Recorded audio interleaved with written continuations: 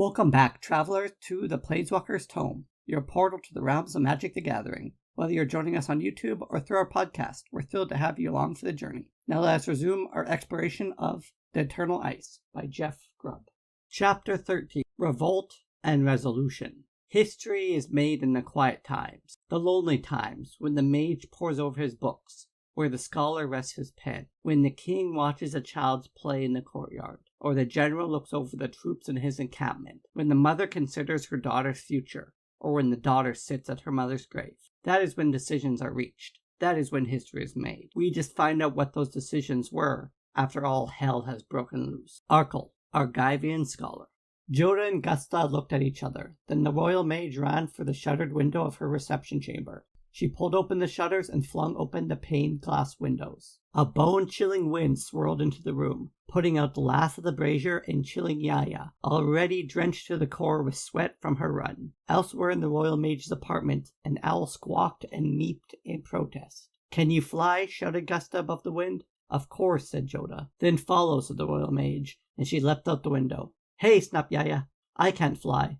"Then hang on," shouted Jodah, grabbing her around the waist and diving out the window himself. It was like riding the Aether, only infinitely worse. With the great bird beneath you, you at least could entertain the fancy that if it crashed, you might be able to survive using the creature's thick plumage as cushion. There's no protection here, not even a fiction, nothing between them and the ground. They felt like rocks, and Yaya clutched at Jodah as he grumbled something deep in his lungs. Then they banked away from the tower and suddenly paralleled to the ground, aiming towards the royal castle. Yaya did not relax her grip, but kept her eyes keen on the castle's large main keep, counting the moments until he landed. Jodah shouted something, but icy wind tore the words from his mouth, and they were lost. Yaya Mad shot back, "What?" as they landed on the slate roof of the castle. Gusta had already landed and was running up the windows that overlapped the main hall. "I said," repeated Jodah as he followed the blue flag that was Gusta's robes, "that you should have come here to the castle first." Gusta let out a gasp as she pressed against the window and witnessed the carnage below. The king was in his throne room, sword in hand, defending himself on his dais. He was flanked by a couple of sky knights, some of the royal guard, and Captain Varchild in her gold-colored armor. Outnumbering them 3-1 were the Knights of Stormgalb, disguised as barbarians, as well as the rest of the once loyal royal guard. "I went to get help first," panted Yaya. "I got Varchild before I came to get you." "Good thinking," said Gusta. "Stand back while I gain us an entry." She pulled back to elbow the glass sharply. "Let me," said the task mage, and before Gusta could respond, Yaya muttered a spell and placed her fingertips against the glass. Jodah shouted, but it was too late. The entire line of windows along that side of the building shattered in a single rippling wake, sending a cascade of glass down 3 stories below. "So much for the element of surprise," said Jodah. But Gusta was already flying inside, a pink nimbus surrounding her as she gathered her spells to her. Yaya clung to Jodah as he flew inside as well, making for the throne itself. Yaya could guess what had happened. The faux barbarians were discovered by Varchild when she arrived, and the rest of the guard saw the jig was up, and many of them threw in with the assassins. Only a few stood with Varchild and the king. Yet Varchild and those few lone soldiers were holding their own against the rebel troops, and Yaya thought now that the mages had arrived, the battle would shortly be over. Already Gusta had frozen 5 of the attackers in a thin wall of ice. Their heads and arms jutted out impotently from both sides of the frozen surface, and Varchild disarmed another former comrade. The battle would be over before Jodah landed. Then the undead arrived, and Yaya suddenly had her doubts about an easy victory. They swarmed from the throne room's entrance, a small army of dead things dressed in Kajadorian armor. There were sky knights and royal guardsmen, and captains of the various holy orders. With a start, Yaya recognized where she'd seen many of the uniforms before. She shouted to Jodah, "Put me down! I need room to fight." Obediently, the archmage dumped Yaya at one end of the short defensive line protecting the king, and he flew to the opposite side above them. Gusta, still in flight, was raining down icy darts on the new arrival, but they did not seem to notice the assault as they charged the dais, their faces dead, save for reddish glowing eyes. Yaya pulled from her memory the required spell, and let it blossom from her fingertips. The lead undead warrior went up in a gout of flame as his padded armor erupted, and his waxy flesh immediately began to melt. That pulled the others up short, but only for a moment. Then they pressed their attack. Yaya shook back her reddish-brown hair like a mane and called forth another spell. This one looked like a skull-shaped ball of flame, and it ricocheted through the ranks of the undead. Several of them were dropping by the pyroclastic fire, but the others continued their relentless assault. "Leaves more room for the big ones to fight in, you know," she muttered, and emulated the leading figure. Again the others shied away from their screaming semi-molten companion and pressed forward again. At the end of the line there were several brilliant flashes, and Yaya saw the sight of a huge cave bear rearing up, an undead soldier in its mouth. Jodah was carrying his end of the battle as well, though he had more tools to work with than a simple task mage. Gusta, for her part, was having troubles. She froze another trio of the undead warriors, but they were less affected by the cold, slowly breaking their way out of their ice-brown prison. Yaya turned another ball of blazing skull flame, but the intensity of battle was wearing on her. She had neither the diversity nor the stamina for extended spellcasting, particularly after the earlier battle on the rooftops and the dash for the castle. There was a growling, and huge-shouldered wolves crossed the room. At first, Yaya thought they were a new threat, but they barreled into the flanks of the undead Sky Knights, knocking them from their feet. Yaya shot a quick look to the opposite side of the line, knowing this to be the archmage's work. Jodah gave her a quick smile, then returned to his own combatants. Yaya noticed that he was wielding a glowing sword made of pure mana energy now. One last undead. A huge, broad-shouldered woman in the great winged helm of the elite guard broke free of the wolves and charged Yaya. Spots swimming before her eyes, the task mage managed to unleash one more bolt of immolating red mana. The bolt struck the attacker head-on and fizzled dully against its chestplate. The warrior's dead face drew into a broad, twisted smile as it charged towards Yaya. Despite herself, Yaya took a step back and slipped against the riser of the dais. She fell, and the undead warrior, with an idiot grin on its face, loomed large in her vision. It caught the full force of a sword, plunged deep into its stomach. The warrior looked up with confusion, almost petulant expression, then fell aside, its animating power disrupted. It was nothing more than a corpse now, and it joined the other corpse on the floor. Yala turned around, expecting to see Vilechild, or one of the idiot loyal knights. Instead, she saw King Darien, his orange hair fallen into his eyes, pull back his thrust and immediately wheel, looking for other assailants. He needed not have bothered. The throne room was now littered with the truly dead. Jodah and Gusta and the other loyal knights had dispatched the false barbarians and those who threw up with them,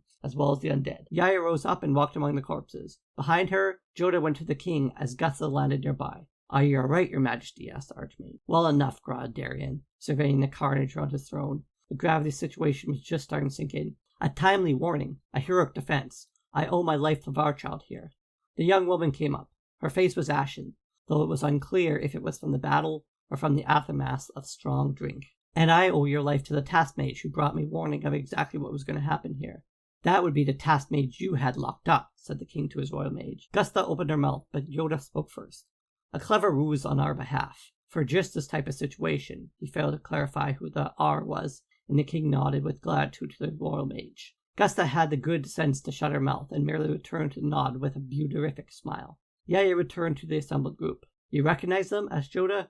Yaya nodded slowly. "Some of these are the self-proclaimed Knights of Stormguard, the ones from the warehouse that were plotting this." "Some?" quizzed Jodah. "As in, only some of these are the knights you saw? Or only some of the knights you saw are here?" "Both," said Yaya, gnawing on her lower lip. "There are more undead here than there were knights in the warehouse, and none of the knights I saw are represented here." She looked around. "The big lug is missing. Avram Garrison." "Garrison?" said King Darien. "Garrison was behind this?" The words didn't take more than him than any attempted assassin's blade, and he slowly sank into his throne. "Garrison was a prime mover," said Jodah, "but he was only a puppet of another. When they were plotting this, they were talking to Marton Stormgald," said Yaya. "Stormgald," said Yaya, "but he's been dead for decades." "Stormgald is a puppet as well," said Jodah. "The one who ultimately pulls their strings is the necromancer, Limdul. He is the real enemy here, and even he had someone to pull his strings." He looked at Yaya and added, "I didn't mean Lashrak, though his influence is great. No, there's another. An older friend, who is Limdul's true puppeteer." "No, there's another. An old friend, who is Limdul's true puppeteer." It took a few days to sort out all the damage, and restore something akin to order. Just over a tenth of the military leadership was active in the plot to kill the king, and another quarter was like Varchild, made aware that something was going to happen, and that they should either throw in with the rebels, or at least steer clear of the castle. The entire order of the Flaming Sword rode down the guards at the city gate, and a flock of Sky Knights burst forth from their barracks soon after the battle, like pigeons released from their hutches. A full third of the armed forces vanished from Krav that night, and many natives of the city said they saw shambling figures walking down to the frozen river. Jodah and Yaya immediately secured the loyalty of the remaining Sky Knights to the crown, both by sending messages to Soldev and Kjeld to make sure they remain loyal, and by chasing units of rebel soldiers. The home of the king's summer palace had a low-level rebellion in one of its barracks, but nothing major. The mechanics of Soldev were blissfully unaware of anything beyond their devices, as usual. The Royal Sky Knights, aided by Jodah and Yaya, caught several units of rogue soldiers in the open and decimated them upon landing. They discovered the rebel knights were already dead, and they were little more than animated corpses, answering a siren call from the west. After the first few battles, the fleeing undead seemed to learn and either scatter in small groups or only traverse at night, spending the day buried in the deep drifts, safe from the flying patrols. That made Yaya even more nervous. A week after attempted coup and foiled regicide, the king called a council of war in the banquet hall. When Yaya arrived with Jodah, she saw that the room had been transformed. The long tables had been pushed together and overlaid with a great map of eastern Tezier. Yaya wondered from what vault the map had been plundered, for several cities and villages had been crossed out and corrected. Around the room were new commanders and captains of Kajald's military force. They were mostly young and nervous, in Yaya's opinion. Some seemed to be clearly embarrassed by their own presence, and Yaya wondered if that was because they were ashamed they had been secretly sympathized with the plot against Darien, or embarrassed because they had not even been contacted. A few white beards were present as well, primarily the high clerics of the various holy orders. All in all, not a very promising collection of war leaders, she thought. Darien himself stood at the head of the table in ornate armor, liberated from some dusty vault, and fit as best as possible to his frame. He was flanked by Gusta at one side, Wildchild on the other. Jodah and Yaya remained at the far side of the table. For too long we have slumbered, said King Darien to his various war leaders. For too long we have assumed that the cold has slowed us, chilled us, frozen us, would act as a shield against those who would seek to harm us. For too long we have kept our cities and dismissed the problems of the hinterlands as folk stories and peasant hysteria. Now we pay for our foolishness. He motioned to the map. The flags you see are reports of undead attacks, pulled from the careful examination of the various units' records. The black flags are the oldest, then the violet, the blue, the green, the yellow, and finally red. They tell a deadly tale. Indeed, the various flags were a deadly rainbow, the darkest shades being furs from the cities, and each color advancing closer and closer to the heart of Kejildor. Yaya had seen that map before, or at least a close approximation of it in Gusta's laboratory. The royal mage had prepared for this day, or for one like it. We had been invaded, said Darien. In our folly we did not know it. With every winter the enemy plunges deeper into our heart, and we had been so worried about the living barbarians, we had not considered the power of Limdul's undead. He has been patient and unrelenting, very, very efficient. He plotted with dissatisfied members of our court. And here the king paused, and let the accusation hang for a moment. To disrupt us further, yet even without such disruption, his troops will overwhelm the heart of our lands before the feast of Kajeld. One of the older leaders from the Order of the White Shield broke in. How can we hope to defeat them? Their forces outnumber us. Even if we can find a way to evacuate the smaller towns, there's no room for refugees in our cities. Kajeldorians will always fight for their homes, said Darien. I doubt we can make them leave their farms until the undead appeared in their streets. We should prepare for refugees, but be aware that the farmers fight best in their familiar fields. As far as gaining allies, I will let the archmage of the School of Unseen, Jodah, speak to that. All heads, all young and old, swiveled towards the other end of the table, and Yaya felt like she was suddenly on the tip of 1,000 sword points. Jodah seemed completely unaffected by the warrior's gaze. I bring you the greetings and hopefully the wisdom of the School of the Unseen, he said calmly, whose roots reach down before time of the brothers. While we cannot bring physical forces to bear, there is some disgruntled coughing here, Yaya noted. We have found allies who share a common enemy to the necromancer. The white flags you see to the north of Kejildor are the camps of the Balduvian barbarians. They'll be willing to fight on your side. The tables erupted in pandemonium, everyone talking or some shouting at once. Finally, Wildchild herself bellowed the loudest of them all and called for quiet. I don't like the snow apes any more than you do, said Wildchild, and Yaya noticed the veins were sticking out from the side of their neck as she spoke. But we're short on troops and on training, and the savages know the terrain between here and Trezorhorn like the soles of their feet. Speak on, archmage. Jodah bowed slightly, taking the golden-armored warrior's sharp words as a positive sign. Already they've been scouting Limdul's forces, ambushing where they can, retreating where they must. Their powerful chieftain is gathering as many as possible to aid us. Again, muttering erupted around the table, and Wildchild spoke up. Garrison and his rebel knights claimed that the barbarians were a threat to Kejildor, and Limdul could be appeased. Now we know how wrong we were in thinking that. The necromancer is our true enemy, and I for one am willing to use the barbarians if it will mean survival of Kejildor. To herself, Yaya wondered if all military people in Kejildor spoke with such jingoism in their heart. Indeed, she wondered if Wildchild hated the barbarians as much as she seemed to, why Garrison had been unsuccessful in his attempts to recruit her. Yaya's musings were interrupted by a disturbance from outside the hall. A merchant bust through one of the side doors, dragging a pair of young royal guardswomen like remoras on a shark. The merchant shouted, I will not wait. I am a loyal Kejidorian, and I demand to speak with my king. The guards finally managed to slow his forward progress. They looked to Darien. The king nodded, and then the merchant approached, dropping to one knee at the first opportunity. Thadior Glandison, he said, purveyor of fruit and spices. I was chosen by the merchants to deliver their most heartfelt message. He looked at the assembled leaders, and if Yaya felt they were looking daggers at him, they were shooting spears at the merchant with their angled glares. The merchant stabbed at his voice, caught up with his memorized words. We, the merchants of Kajadal, Kraz, and Soldev, wish to express our deepest concern with the grueling militarism and adventurism of the recent week.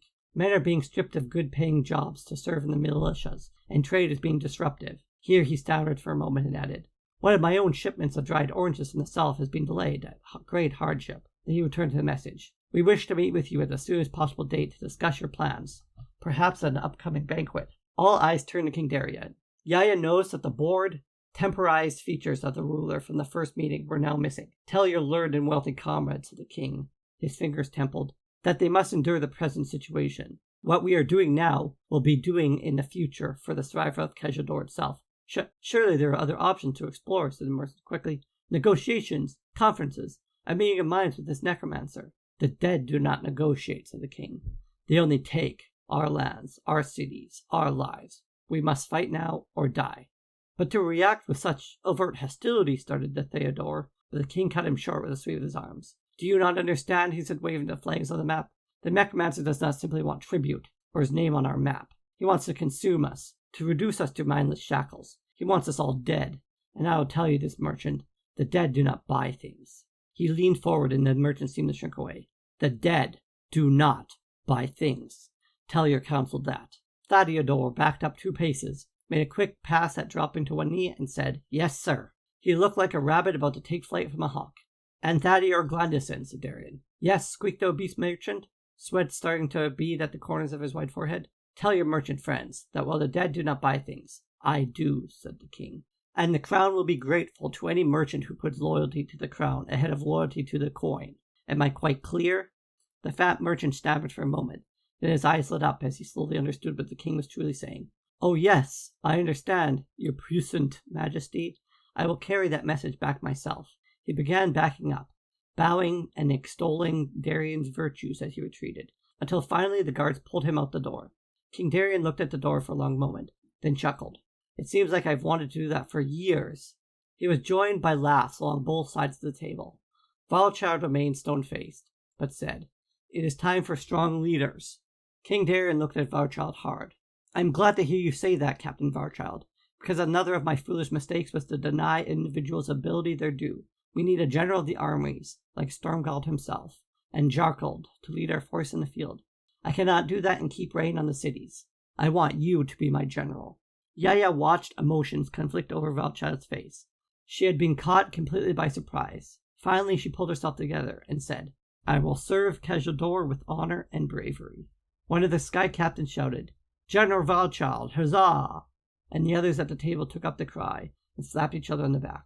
Yaya looked at Jodah, but the archmage was staring at the map and its odious rainbow flags. You do not look very happy, she said. Happy, said Jodah. I should be ecstatic. We got what we came for. Kajador is united under a strong leader. They are willing to accept the barbarians as allies grudgingly, and we are going to war against the necromancer. Jodah paused a moment, then added, And that's the worst thing of all. We got what we came for. We are going to war. This concludes Chapter 13 of our saga. If you enjoyed the tale so far, don't forget to like, subscribe, and follow us on both YouTube and your favorite podcast platform. Your support means the world to us. Until next time, may your adventures be as boundless as the plains themselves. Thank you for listening.